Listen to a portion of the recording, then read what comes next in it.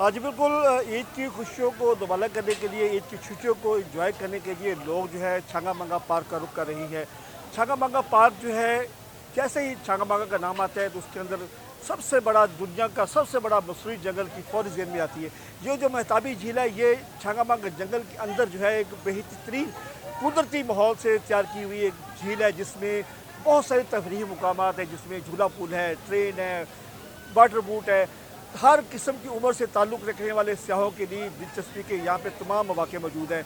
यहाँ के अगर इंतज़ाम के हवाले से बात करें तो मैंने यहाँ पे आए हुए सियाहों से जब बात की है तो यहाँ पे आने वाले सियाह जो है वो काफ़ी सारे मुतमिन नज़र आ रहे हैं। उन्होंने यहाँ के इंतज़ामिया का शुक्रिया भी अदा किया है। कि मेरे साथ इस वक्त जो है इस झील के जो इंचार्ज है, उनसे जानते हैं कि वो इनके इंतज़ाम के हवाले से क्या कहते हैं। ये एक नेशनल पार्क है जहाँ पे लाखों तादाद में जो है ना वो सियाह आते हैं और लुत्फ़अंदोज़ होते हैं।